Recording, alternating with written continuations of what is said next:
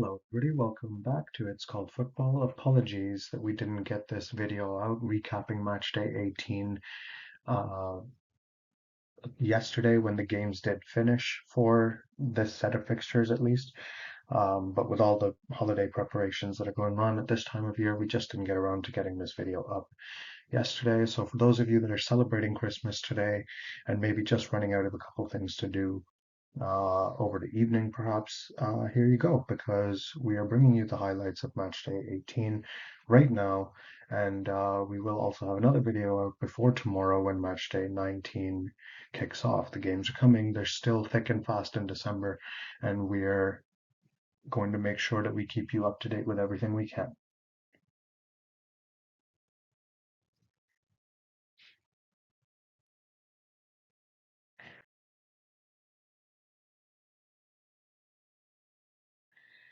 So just a reminder, as it's been a few days since this set of games actually kicked off officially.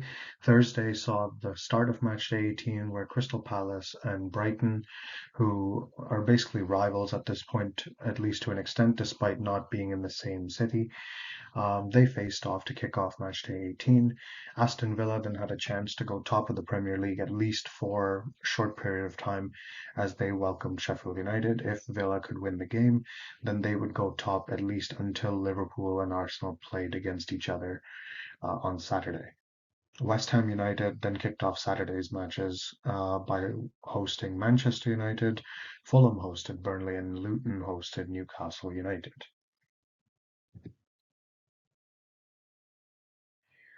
It probably makes sense that Palace and Brighton's rivalry eventually resulted in honours even and a 1-1 draw that probably Palace will look at in a more positive light than Brighton will. Brighton have definitely been the stronger team over the season, and they will probably be a little disappointed not to have won the game simply because of the quality. But Palace fought hard, and at home, they normally are very tough, and they did show it at least in this game. Aston Villa, however, experienced one of the real big shocks of recent match days. Going into this game, they had 15 wins at home in a row, including most recently 1-0 wins over both Manchester City and Arsenal, which meant that they were heavy favourites going into this game. And probably every single fan of the Premier League was expecting that Villa would win this game and go top of the league at least for Friday until the Saturday games had concluded. However, Sheffield United showed up and they were ready to play. They actually took the lead on 87 minutes, and it looked like perhaps they would see through a famous victory away to Aston Villa, only for Villa to equalise in the last seconds of the game and at least rescue a point for themselves, despite being unable to get all three. Manchester United then fell to yet another away defeat to a top nine side, this time to West Ham. Manchester United just haven't seemed to be able to put in those big performances when they're traveling to other sides in the top half of the table. This has been since the start of last season, actually, that they just don't seem to be able to win away to any team in the top 8 or 9 in the league. West Ham, on the other hand, will be thrilled to have gotten their season a little bit better and back on track with this 2-0 win in a game that really they deserved to win. They played very well and they followed up their matchday 17 result with a confident win at home before they have a tricky match in matchday 19. Burnley responded to Sheffield United's push at least to go up the table by actually completing the job themselves. Now, Fulham have been scoring for fun in recent match days, so to stop them finding the net is an achievement already in itself. But to actually score two away to them and take all 3 points is something that I definitely wasn't expecting. And I think outside of the most hardcore Burnley fans, I'm not sure there would have been many other people in the league expecting them to win this game the way they did. But they deserved it, and it's good for them because it does give them just a little more of a fighting chance now at getting out of that those bottom three places. Luton Town also responded in kind to the marker laid down by Sheffield United by getting a win of their own very unexpectedly against Newcastle, who've been one of the stronger sides in the league and generally just pushing to be in those top 6 or 7 places uh, in the table. However, they managed to not only score ones, which they've done against other top sides, to be fair. Luton have taken the lead against Liverpool, Arsenal, and Manchester City before they've hosted Newcastle. But in all those other games, they were eventually pegged back, at least to an extent. Here, they managed to get their first home clean sheet this season. So, huge achievement for them, and for it to come at the expense of such a big team and a strong side. It will do wonders for their confidence. It's especially good for Luton as a club, given what happened to their captain in the last match, which had to be called off. Um, it was fantastic, and you could tell that they were really fighting hard, and they dedicated their victory to him afterwards. But superb by Luton. The other games for Matchday 18 saw a few more on Saturday. Nottingham Forest hosted Bournemouth in rather a mismatch of form, at least as far as these two sides go. They're not far from each other in the table, but Bournemouth have undoubtedly been the stronger side in recent weeks, and Forest have been slipping up, not to mention they've had to sack their manager Steve Cooper and replace him with Nuno, who is proven in the Premier League but not with Forest. Tottenham then hosted Everton. Remember Everton, who were going into this game on the back of 4 wins in a row and 4 clean sheets in a row, but this one was yet another tough test. And then kind of the one that needed you to get the popcorn out over this set of games, at least Liverpool against Arsenal, first against second, and always a game that's exciting to watch and has had quality, but even more so right now while both teams are fighting at the top for the league title. And then Sunday saw just one lone fixture to wrap up the set of games as Wolves at home, where they've already claimed some big scalps, welcome Chelsea to town. We were also supposed to have Manchester City take on Brentford on in the earlier games on Saturday, but this game was postponed due to Man City being uh, asked to take part in the Club World Cup due to their successes of last season. And thus this fixture will be rescheduled for another date. We will let you know that when we have further information and see what the league decides. The games, however, were very entertaining, the ones that did take place. So on Saturday, Bournemouth rounded off a thriller as they beat Nottingham Forest by 3 goals to 2, with Bournemouth striker Dominic Solanke getting his first hat trick of his Premier League career um, by scoring all three for Bournemouth as they came out on top, as was kind of expected at least. And Tottenham, who have started getting their injured and suspended players back, look to be very cohesive again, look more similar now to the side that was sitting at the top of the league for the first few weeks of the season. They are now, with a 2-1 win, they're kind of back in their groove a little bit. They've got a couple of wins on the trot, and Everton shouldn't be disheartened by this. They really honestly should have equalized, and there was some controversy there regarding a potential goal for Everton that was disallowed because the video technology officials didn't quite check everything properly. They will feel a little hard done by with respect to that, but their defending was not good for Tottenham's 2 goals, and that part they can't really have any fault with. Liverpool and Arsenal played out really interesting tactical game where both sides had spells where they were noticeably on top and the other side had to defend. Ultimately, for Liverpool, it was a very different test than last time when they hosted Manchester United. Um, Arsenal came to Liverpool's home and they showed they weren't afraid to play their own game, but they also showed enough tactical understanding to maintain their shape and simply defend when Liverpool tried to bombard them and overload the pressure on them. So at the end, a draw probably a fair result. Both managers and sets of players were very respectful of each other. After the game, everybody spoke highly of their opponents, and it was very clear that they understood the quality that's that's there on the other side. Very, very entertaining game to watch, and as a fan, very stressful to watch, not gonna lie. And then Wolves managed to claim yet another big scalp at home. After withstanding some early pressure from Chelsea, Wolves started to get more into the swing of things, scoring twice and conceding just a late consolation goal to Chelsea that perhaps makes the game look a little closer than it is. And Chelsea players really can only have themselves to blame. They had multiple chances to score first in this game and just didn't take them. But for Wolves, they are now level on points with Chelsea, just goal difference separating the two.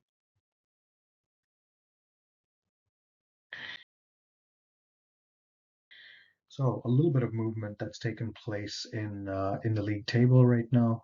The top three have not moved. All three of them have just gone up by a point. So Arsenal remain ahead just by a singular point on Liverpool and Aston Villa, having played both of them away, which will be a boost for Arsenal for sure, because those are some very tough tests. And the fact that after playing those games and not necessarily being at their absolute best in these first 18 games, they are still top of the table, which is a huge source of encouragement for sure. Liverpool and Villa, of course, will feel encouraged that they're not at all far behind. One slip up by Arsenal means either or both of them can take advantage very quickly. And Tottenham at the moment have leapfrogged Man City because City didn't have their game. Of course, there's no guarantee what would have happened if Manchester City had played Brentford, but at least for now, um, Tottenham do sit back in fourth place. They're not far off the top either. They are starting to make a little bit of a comeback, and we'll see how the fixtures yield results that might change the table even further. Newcastle losing to Luton was obviously unexpected, and Manchester United's defeat to West Ham means that West Ham have now leapfrogged both Newcastle and Manchester United to sit in sixth place right now, which is about where they were for the first few weeks of the season anyway, and they'll be glad to be pushing that. Now there is a little bit of a gap, obviously, between West Ham and Man City in fifth, especially if City end up winning their game in hand, then there's even more of a gap. But for now, they'll be thrilled to be where they are. Brighton not being able to win their game means that they do not get that opportunity to leapfrog Newcastle and Manchester United themselves. They sit just behind the two of them, and they can still leapfrog them if they slip up again. But for now, what they have done at least is increase the gap between themselves and Chelsea, who is in 10th due to Chelsea's defeat.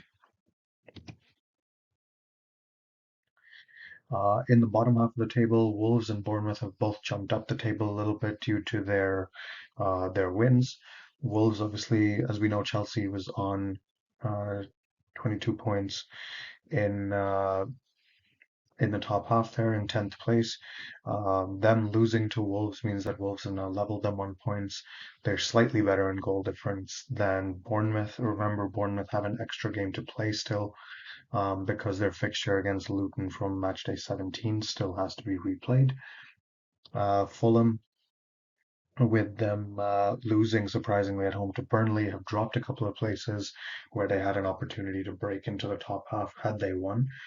And Brentford obviously have slipped down due to not playing and not being able to accumulate points. But if they do happen to beat Manchester City, then then they will be going up the table a little bit too because their goal difference is better than Bournemouth and Wolves. Crystal Palace sit just below these teams at the moment. They can easily go up at least a couple of places if they win their next game.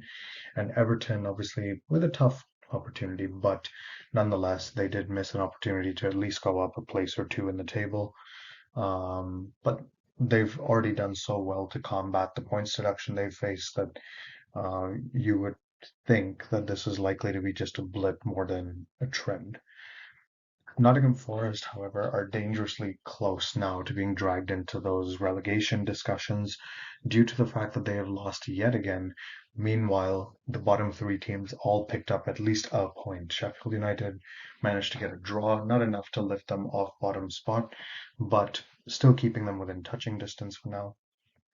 Burnley and Luton, though, because they both picked up wins, it means that if either one of them were to win their next game and Nottingham Forest lose again, then they would at least go above Forest.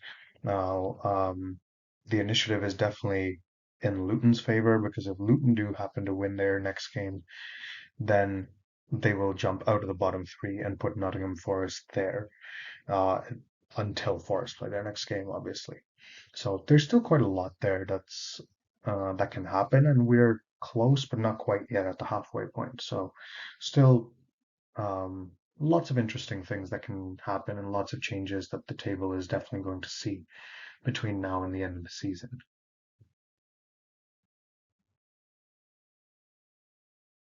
So, quite a lot of moments from this match day. Sheffield United, first of all, is where we'd like to start. They used to have a manager in Chris Wilder who was sacked after some time during their last spell in the Premier League. After Sheffield United sacked the manager that they began the season with, they decided to bring in Chris Wilder back. And since then, they do seem a little more dogged, a little more up for the battle. I don't know whether that's just because of a change of manager and thinking, or whether he's already started having an effect that might save them yet this season. But so far, great. I mean, to go to Aston Villa and hold them for 87 minutes lead the game at that point is no mean feat. Some of the top clubs haven't managed to do that yet, and so it's interesting to see what he might still do if the players continue to battle as hard as they have been these first couple of games under his tenure. West Ham look solid yet again. Another big win this time.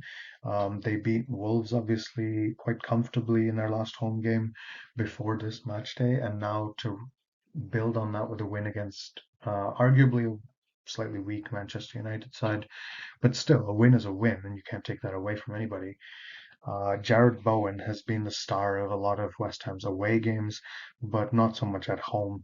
And for the fans of the club, they will be thrilled to see that their star attacker is now getting goals at home as well.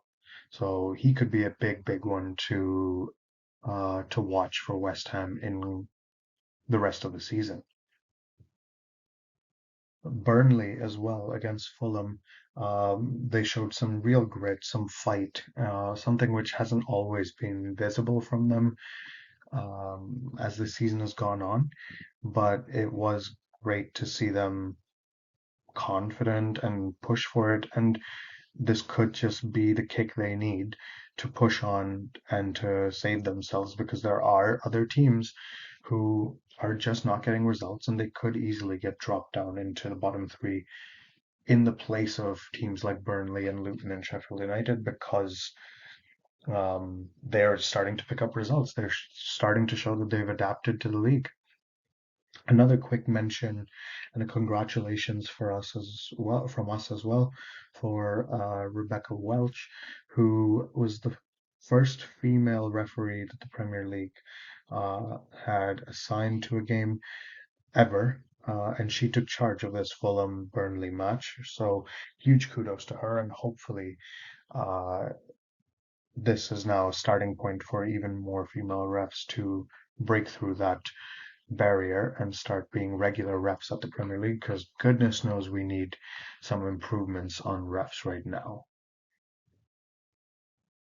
Like we said, for Luton, this game against Newcastle was kind of extra important to them because Matchday 17 saw their captain Tom Lockyer collapse, and later it was confirmed that he had suffered from cardiac arrest.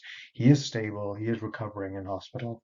Um, And some reports say that he's been discharged now, but still obviously not anywhere near the field. But you could see how much it meant to Luton to score the goal they did against Newcastle and then to see out that victory because it their captain is revered there as he should be. He's been a key part of their squad, their story right now of their club, and it was really lovely to see goal scorer Andros Townsend that you see pictured here in the Luton jacket pay some tribute to Lockyer in his celebrations for the goal and after the game. Liverpool versus Arsenal, like we said, was a tactical battle. It was interesting. It was cagey at times. Liverpool liked to attack with chaos, with pushing lots of players forward and trying to overwhelm their opponents. Arsenal this season have moved, instead of playing that kind of style, they've moved to something more akin to Man City, where they're trying to control games, trying to nullify any opposing players and teams that are trying to play with chaos and unpredictability so that Arsenal dictate the game on their own terms. This game, however, I think was less about the attack and more about the defense because the centre back pairings for both teams, for Liverpool, it was Virgil van Dijk and Ibrahim Kanate. For Arsenal, it was Gabriel Magalhaes and William Saliba, all four centre backs in this game. And I know I'm a fan of one of the teams, but watching the game, I was left just in complete awe at all four of these centre backs, the two from either side, because they handled almost everything flawlessly. Gabriel for Arsenal obviously had the added impact that he scored Arsenal's goal early in the game. But then his defensive responsibilities were carried out almost flawlessly as well. Uh, but the same applies to Liverpool's defenders too. They really did not put a foot wrong aside from the Arsenal goal. And it was really a joy to see defenders that just take pride in defending and doing their job for the team, despite it just being the dirty work and tidying up the messes. They did it faultlessly. Beautiful to watch. They say that good things sometimes come in threes. London buses will come one after the other in pairs. Um, and just based on recent trends, we're starting to think that perhaps bad things come in fours. And we're referring here specifically to Manchester United and Chelsea.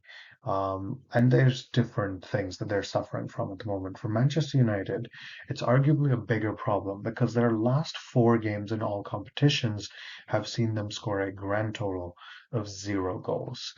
Um, Obviously, the most recent being the game they just played against West Ham, where they lost 2-0.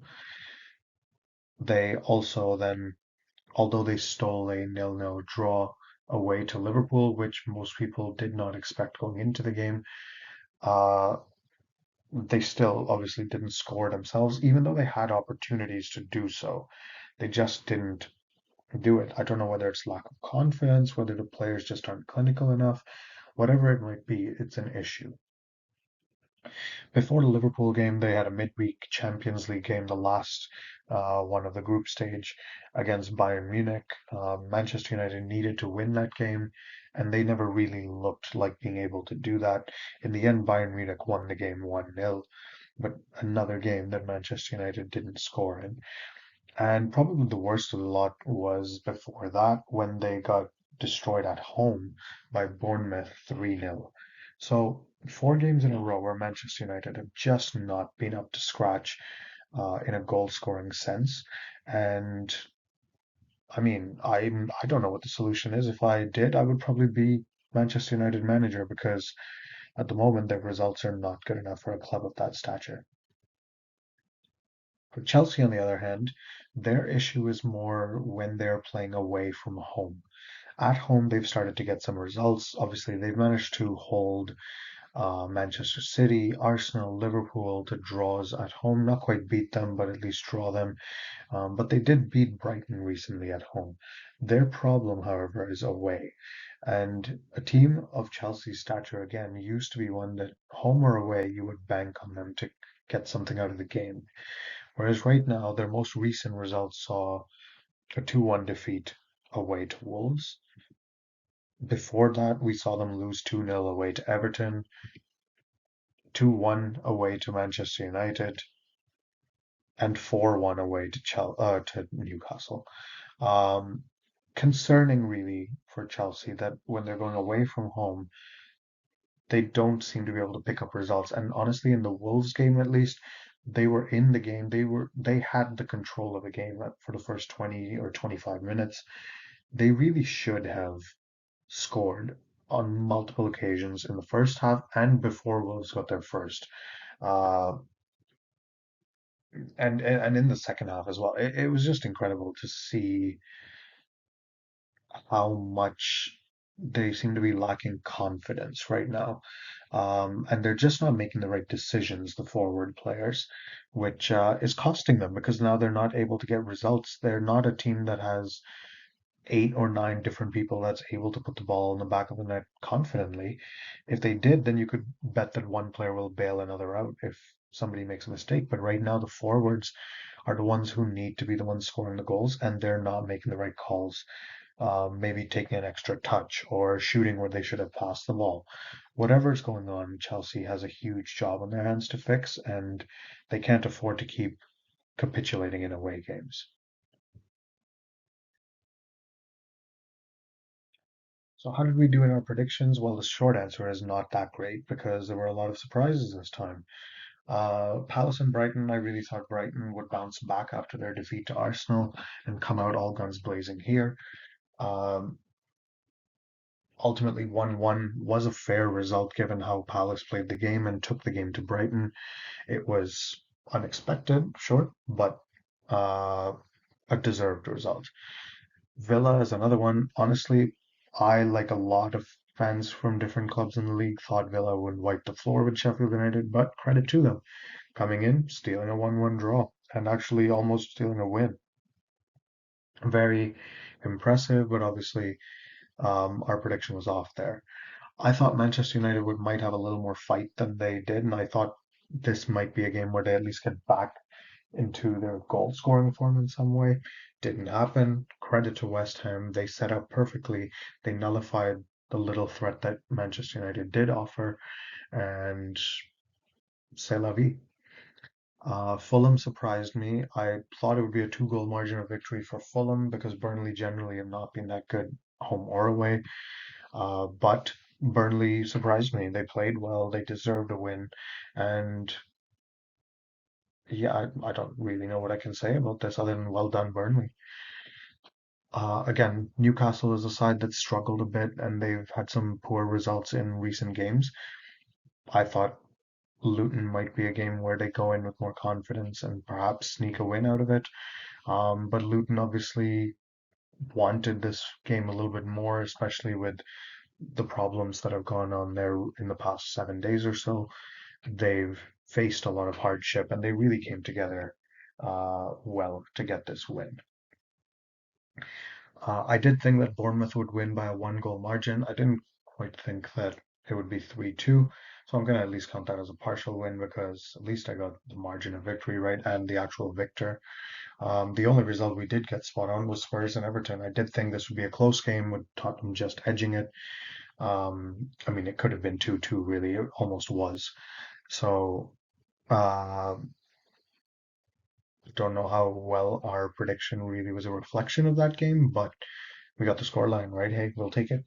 I really thought Liverpool at home after their disappointment against Manchester United would try to control this game a lot more than they did. And that's credit to Arsenal for not allowing Liverpool to just exert dominance in this game.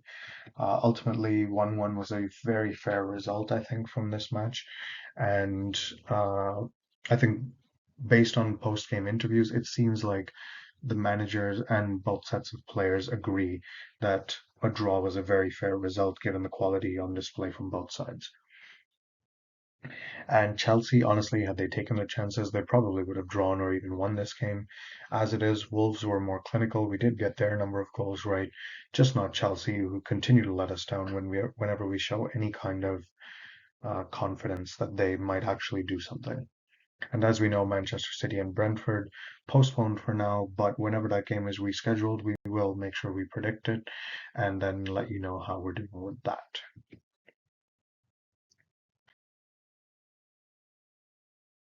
That is where we're going to leave you for this video. Match day 19 is around the corner on Boxing Day. Again, for those of you that celebrate Christmas, we hope you had a lovely day with loved ones, with family, friends, however you chose to celebrate. And we will be back with another video before you can blink because Match Day 19 starts in less than 24 hours, and we are not going to leave you hanging with our preview for it. So take care, stay safe, and remember, it's called football.